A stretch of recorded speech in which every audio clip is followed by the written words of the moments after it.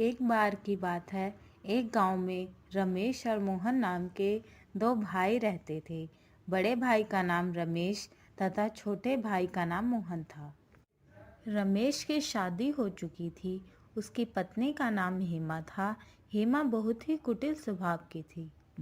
वह हमेशा अपने पति से मोहन की बुराई करती रहती थी, लेकिन मोहन बहुत ही अच्छे स्वभाव का था। वह हमेशा ज़रूरतमंद लोगों की मदद करता था। वह जंगल में रहने वाले एक साधु को रोज़ फल व सब्जियां देने जाता था। एक बार की बात है, गांव में कई महीने तक बारिश न होने के कारण खेतों में सूखा पड़ जाता है, जिसके कारण खेतों में कोई फसल नहीं हो पाती है। फसल न होने के कारण उनके घर में अनाज की तंगी हो जाती है। एक दिन रमेश की पत्नी रमेश से कहती है, हमारे पास अब अधिक अनाज नहीं बचा है, जो था वो खत्म हो चुका है। इतना ही अनाज बचा हुआ है। इतने अनाज में हम तीनों का गुजारा कैसे होगा? दूसरी फसल तैयार होने में अभी कई महीने लग जाएंगे। क्यों ना हम मोहन को अलग कर दें, जिससे हमारा गुजारा आराम से हो जाएगा। फिर रमेश हेमा से कहता है, तुम सही कह रही हो। हमें मोहन को अलग कर देना चाहिए ताकि हम अपना गुजारा कर सकें। फिर वह मोहन को आवाज़ देता है। फिर उसकी पत्नी बताती है, मोहन घर पर नहीं है, वह कहीं बाहर गया है। लेकिन मोहन साधु के पास गया था। जब मोहन घर वापस लौटता है, तब घर पहुंचकर रमेश की पत्नी से कुछ खाने को मांगता है। तब उसकी पत्नी कहती है, आज कुछ खाने को नहीं है। जो अनाज था वो खत्म हो चुका है। अब मैं खाना कहाँ से लाऊं?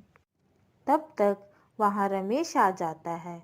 फिर रमेश मोहन से कहता है, अब अनाज नहीं बचा है और ना ही इस बार फसल हुई है, इसलिए तुम्हें खुद अपने खाने का इंतजाम करना होगा। मैं तुम्हें पुराना वाला खेत देता हूँ, तुम उसमें अपना गुजारा करो। और ये घर भी मैंने बनवाया है, इसलिए तुम यहाँ नहीं रह सकते। रमेश की ये सारी बातें सुनकर मोहन बहुत दुखी हो जाता है और वहां से चला जाता है।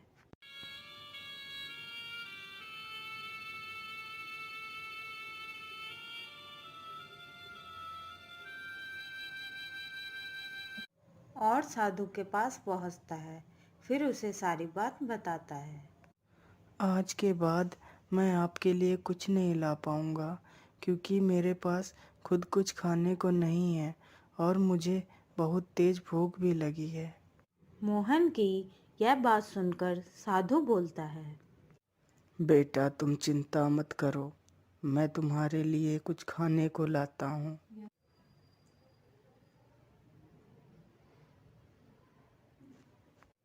फिर साधु उसे कुछ खाने को देता है और मोहन खाना खा लेता है। फिर साधु उसे एक जादुई घड़ा देता है और कहता है, बेटा, ये घड़ा लो। तुम इस घड़े के सामने अपनी जो भी इच्छा प्रकट करोगे वह पूरी हो जाएगी। लेकिन याद रखना, अगर इस घड़े के सामने अन्य व्यक्ति ने अपनी इच्छा प्रकट की तो उसकी मृत्यु हो जाएगी। ठीक है बाबा, मैं इस बात को याद रखूंगा।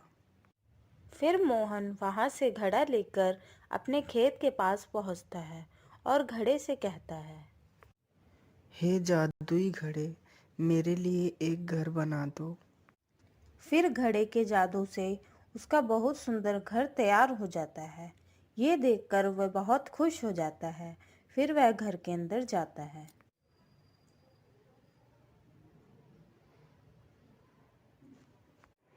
फिर रात को मोहन घड़े से कहता है, हे जादुई घड़े, मुझे बहुत तेज भूख लगी है, मुझे कुछ खाने को दे दो। जैसे ही मोहन खाना मांगता है, उसके लिए तुरंत एक खाने से भरी हुई थाली प्रकट हो जाती है। फिर वह खाना खा लेता है और सो जाता है।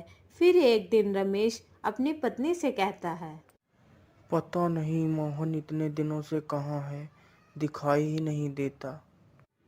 फिर उसकी पत्नी कहती है, हमें क्या मतलब है, कहीं भी रहे। फिर एक दिन रमेश को गांव का एक व्यक्ति बताता है कि मोहन पुराने खेत में रहता है और उसने वहां एक बहुत अच्छा घर बनवा रखा है और वह बहुत अमीर हो गया है। यह सुनकर रमेश चौंक जाता है और वहां से चला जाता है। घर पहुंचकर अपनी पत्नी को सारी बात बताता है।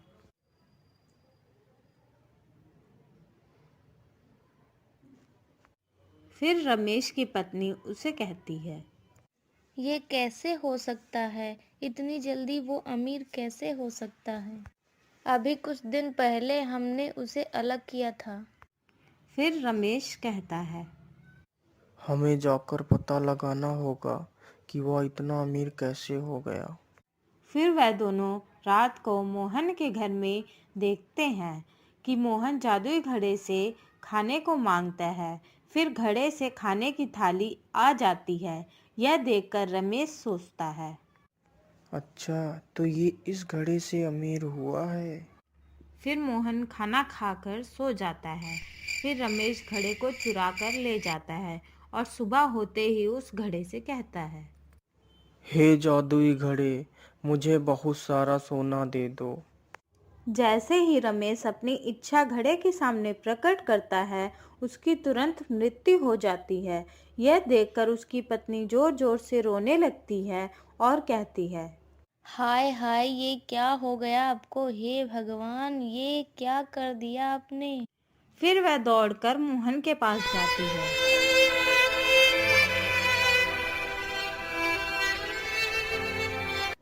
मोहन, ओ मोहन, सुनो। फिर मोहन देखता है कि रमेश की पत्नी उसे आवाज दे रही है। तब मोहन उसे पूछता है, क्या हुआ भाभी? मोहन, तुम्हारे भाई को पता नहीं क्या हो गया है। वह यहाँ से तुम्हारा जादुई घड़ा चुरा कर ले गए थे। और जैसे ही उन्होंने जादुई घड़े से अपनी इच्छा प्रकट की, तभी अचानक से वह बेहोश हो गए और जमीन पर गिर गए।